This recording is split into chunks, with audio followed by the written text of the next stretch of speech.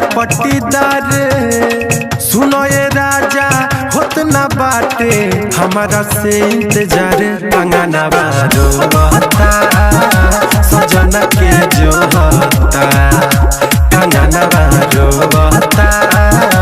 सजन के जो होता।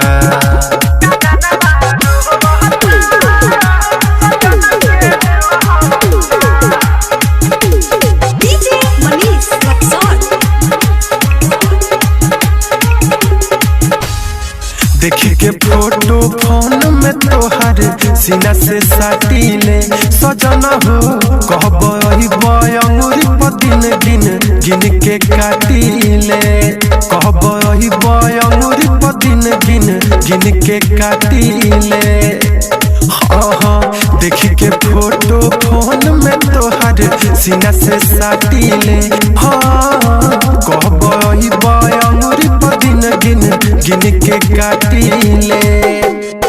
गइल तब से लिहला नाही एकहु मोर खबरिया तहरा याद में अखिया रोवे सुन बन के बदरिया कंगना बारो होता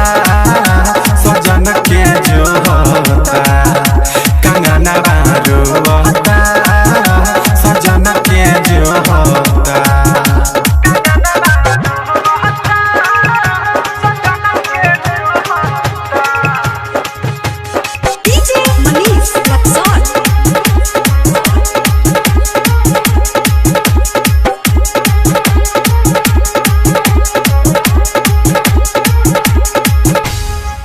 एहो मोर परदेसी पिया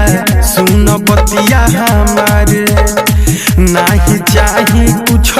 खाली चाही ताहर प्यार कहबई अंगुरी पर दिन गिन के काटीले हाँ एहो मोर परदेसी पिया सुन बतिया हमार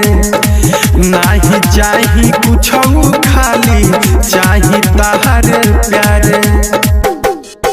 राइटर रजीत सौरभ जल्दी घरे आजा देवा राधी पक दीवाना ना तो लूटी मजा कंगना बारो